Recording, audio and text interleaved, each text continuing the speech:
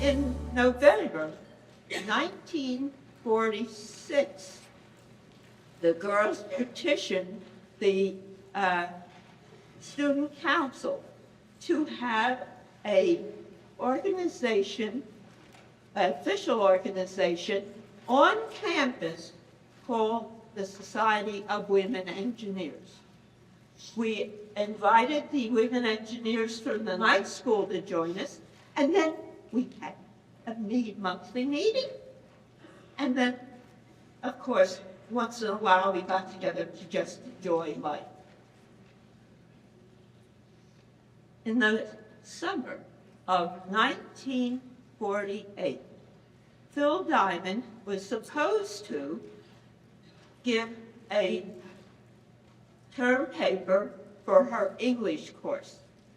She decided to write on Women in Engineering.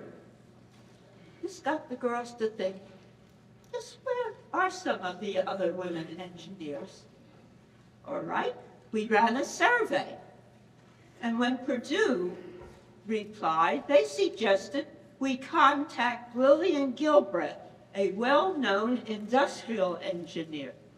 We wrote to her, and she said she would be delighted to meet with us. So, armed with the letter and the result of our survey, we went to the administration and said, you know, we would like to have a conference or a meeting with these other student engineers. Well, Drexel was delighted. They said, yes, they thought that was a good idea. They even financed it. On the weekend of April 2nd and 3rd in 1949, 83 women from 19 institutions met at Drexel. They decided they wanted to be a national organization. They also set up committees to fulfill this goal. Then in the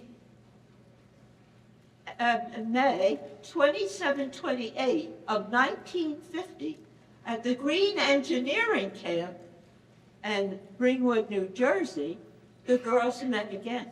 But this time, they met and merged with a group of graduate engineers from the New York area.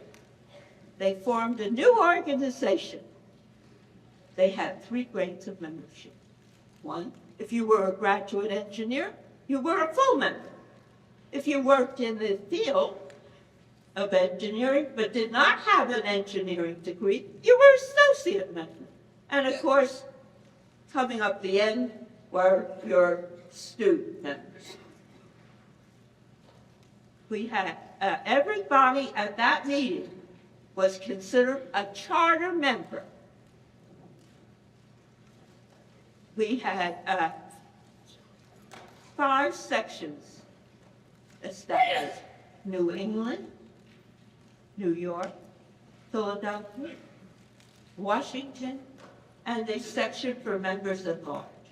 I had the audacity to run against B. Hicks. Well, you know who it was.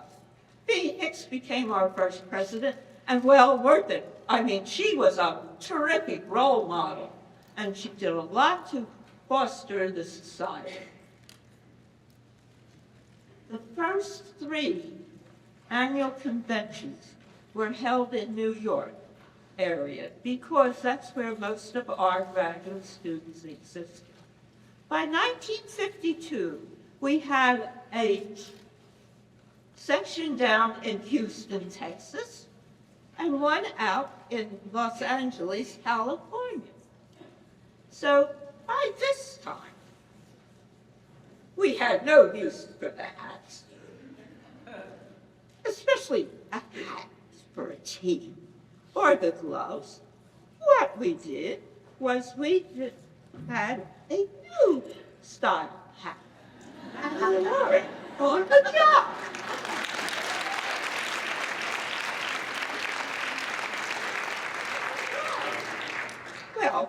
what we did with the books. We transferred them for papers. The high style of the time. All right. So now, in the 1955, we had our first regional conference. The reason for the regional conference was so that the girls who were in a certain area would get to know each other and discuss things of a common nature. However, it was not to be in conflict with the annual National Convention. In 1964, there was a very special convention. The girls invited women scientists and engineers from outside of the United States. At that time, the International Network of Women Engineers and Scientists was established. They meet about every 3 years, and sometimes in conjunction with our national convention, which they did in last year, 2014, in Los Angeles. The year 2000 was great. I wonder whether you could guess what. We were 50 years old. We had established a very strong base for which we marched forward to the present.